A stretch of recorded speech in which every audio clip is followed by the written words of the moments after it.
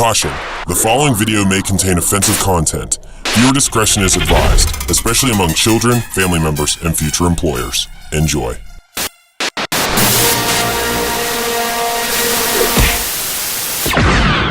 Hi, I'm Dalton, aka Punk Monkey Dynamite, formerly known as the Humble Gamer, formerly known as Broby1 Kenobi. This year marks 40 years since Star Wars was released into the public, sparking a pop culture sensation. 4 decades later, Star Wars is still a multimedia powerhouse with fans of all ages from all over the globe. The franchise's claws snatched me up when I was about 6 years old and so far has never lessened its grip. So how can I honor this momentous occasion and the very many talented people who helped bring its expansive universe to life? By reviewing a shitty PS1 game. So this is Star Wars Masters of Teräs Käsi? Teräs Käsi? Star Wars Masters of Teräs Käsi. I'm gonna go with Teräs Käsi. I don't know if that's correct, but that's what I'm going with. So this is Star Wars Masters of Teräs Käsi, and it's a Star Wars themed tournament fighter. The term Teräs Käsi describes the ancient form of martial arts used by the antagonists in the game and is derived from the Finnish translation of steel hand. This is probably because the main antagonist has a robotic arm. According to the opening crawl, Masters of Teräs Käsi takes place between A New Hope and Empire Strikes Back. After the destruction of the first Death Star, the Emperor calls upon a woman by the name of Arden Lynn to form a gang of fighters to go beat the shit out of the heroes of the rebellion. But evidently the rebels catch wind of this plot and begin training for battle. And that's pretty much all the story the game gives you. As you may have seen in my Soul Calibur 4 Yoda gameplay video, I'm not that well versed in fighting games, but even among fighting game enthusiasts, I've heard that Masters of Teräs Käsi is one of the worst. But since I love Star Wars and PS1 games, I'm going to jump into this one with an open mind. Luke Skywalker versus Thor.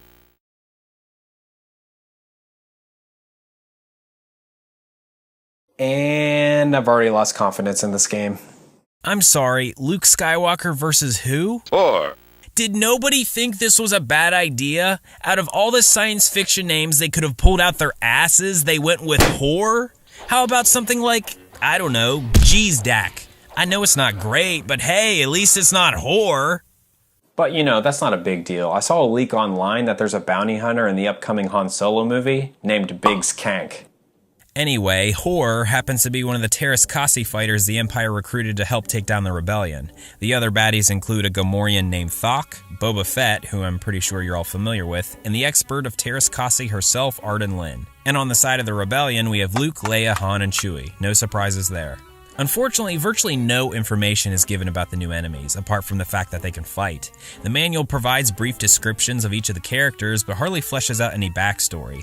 Arden Lynn has the most detailed biography out of everyone, but it leaves us with more questions than answers. It describes how she is a Padawan warrior from the time of the Jedi, and how she was recruited by the Empire to fight the rebellion, but as the manual says, she has her own agenda. That sounds foreboding and cool. Too bad the game never fleshes out any kind of narrative. The only story it tells is in the opening cinematic and a few lines in the manual. Luckily, most of these characters were able to get heavily fleshed out backstories and expanded universe material. Along with vague character descriptions, the manual also includes a move list for each fighter. Each of the characters essentially falls into 2 categories: those who fight with long-reaching melee weapons and those who use ranged attacks like a blaster. You would think that using a blaster would be the way to go, but pulling off the combo to fire your weapon is a complicated feat that almost never works in your favor. If you actually hit your target, it's not much more effective than just punching the son of a bitch. And that's when you do hit your target.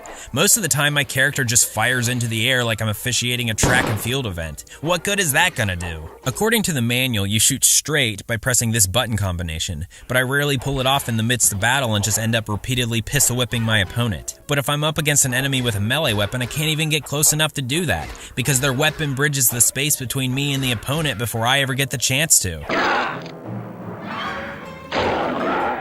So naturally, I stuck with the melee characters most of the time because they seem to have a slight leg up in the fight.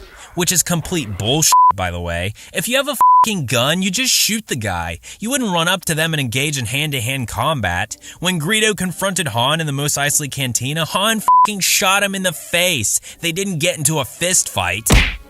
Another huge flaw with the weapons is that you have to press R2 to equip them. Why aren't they already out at the beginning of the match? I can maybe understand the blasters, but when you're playing as Luke, isn't it pretty much a given that you'll be using his lightsaber? What f***ing maniac plays as Luke Skywalker and only uses hand-to-hand moves? And you better hit R2 as soon as the narrator says fight, or else your enemy will close the gap and start wailing on you before you even get the chance. The controls consist of a pretty standard fighting game button layout. The face buttons are different types of attacks, and L1 and L2 allow you to sidestep opponents. Notice there isn't a button mapped to block. According to the maneuvers section of the manual, you press the directional button pointing away from your opponent to block. Yeah, that works like a real f***ing charm. I know I said I was bad at fighting games, but this game is impossibly hard. I tried out each of the characters and got my ass kicked in every single scenario. And it's not like I'm dicking around, I'm legitimately trying my hardest. Time and time again, the enemies just f***ing pummel me. It doesn't matter if I mash buttons or attempt to master the combos, I repeatedly get my ass handed to me with a side of bantha gravy. You lose. I shall be triumphant.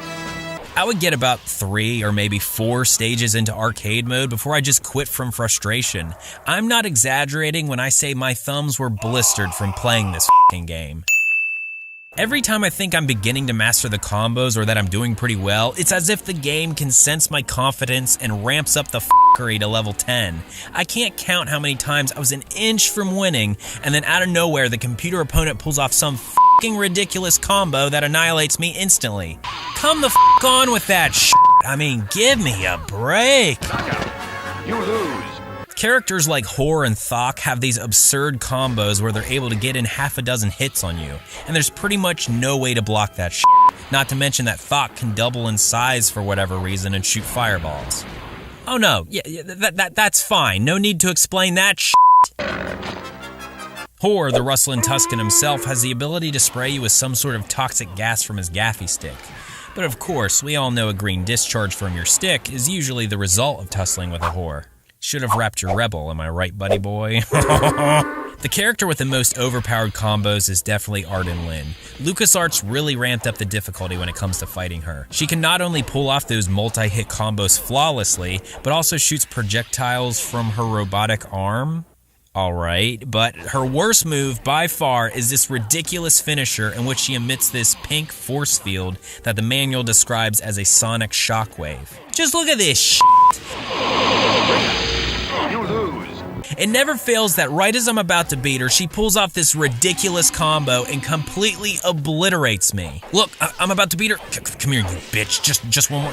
No! What the f***? That's damn bullshit. What am I supposed to do? How the f*** do I compete with that? Hit the back directional button to block? F*** this. Another problem is that I can't get up off the ground. During every match, I inevitably get knocked down on my ass, and then I just can't get back up. Get up. Get up. Get up. What am I supposed to do? What am I supposed to press? Get the f*** up. This is f***ing bullshit. I keep falling down and rolling all over the place like a jackass. Get up off the ground, you f***ing ass.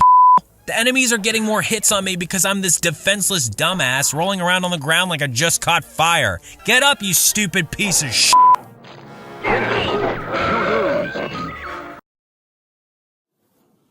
You gotta be f***ing kidding me. And yes, you can ring out. A lot of times I try to push my opponents to the edge of the ring so they ring out instead. I know it's cheap, but it's a hell of a lot easier than actually playing the game the way you're supposed to. You win. No escape for you this time. On the subject of the ring itself, it's essentially a giant block platform that sticks out from the rest of the environment.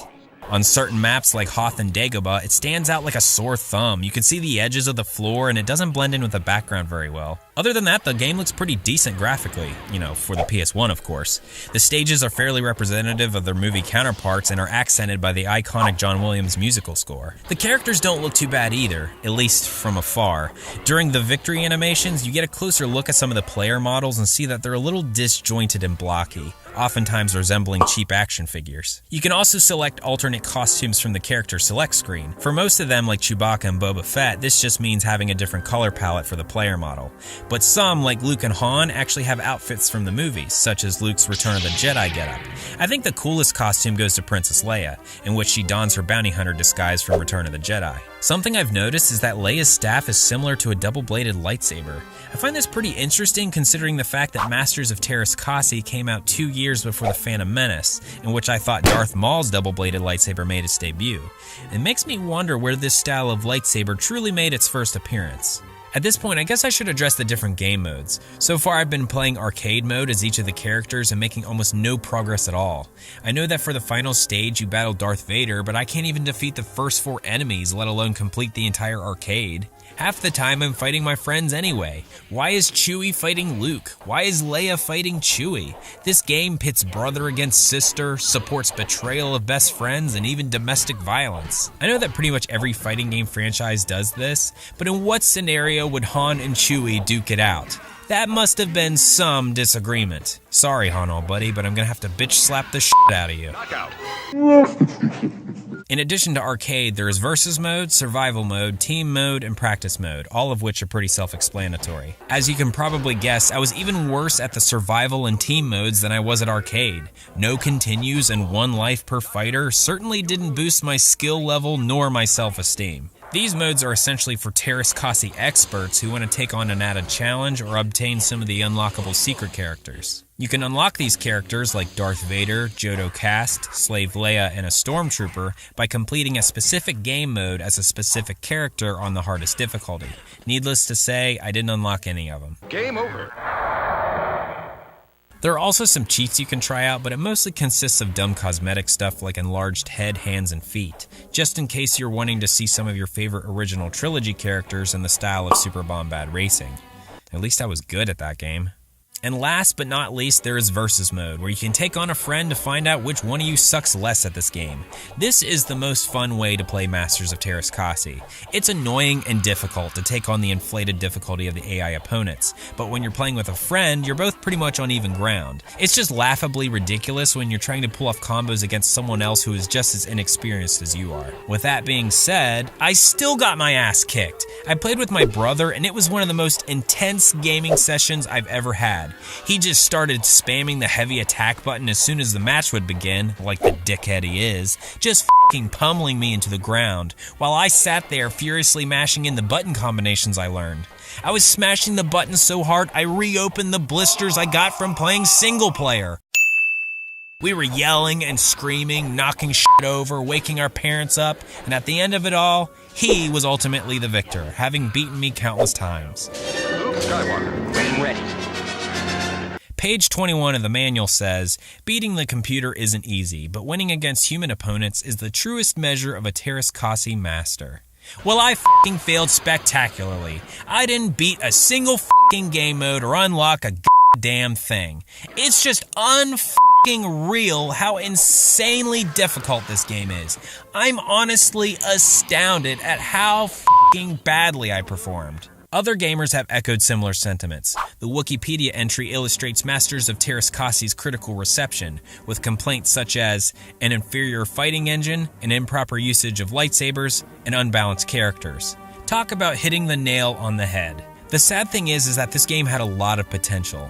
The game's original concept was a joint venture between LucasArts and the fighting game giant Capcom. However, Capcom pulled out of the project early on, and their work resulted in the release of a game called Star Gladiator. Who knows how much better Star Wars Masters of Teräs Käsi could have been if Capcom had remained involved in the project. Despite the game's mixed reviews, LucasArts revisited the concept of a Star Wars fighting game several other times, including a game for the original Xbox that was ultimately canceled. However, according to Wikipedia, this canceled project is what led to the inclusion of Star Wars characters in Soul Calibur 4, which I have to admit is a pretty satisfying experience. I also think they got it right in the Revenge of the Sith video game. In addition to the main campaign, there's a multiplayer versus mode in which you can engage in some pretty decent lightsaber battles. I'm a bit rusty, but the gameplay is still pretty solid and a lot of fun actually. Unfortunately, Star Wars Masters of Teräs Käsi falls short because of the insane difficulty. However, I've seen videos of people playing the game online and breezing through it like it's a walk in the park. I guess I'm just not strong enough in the Force to be a Teräs Käsi warrior. If you do want to see someone who's actually pretty good at the game, check out Raphael2487 Gamer's YouTube channel in the description. He was kind enough to let me use some of his footage. In the meantime, stay humble, keep gaming, thanks for watching, and may the Force be with you.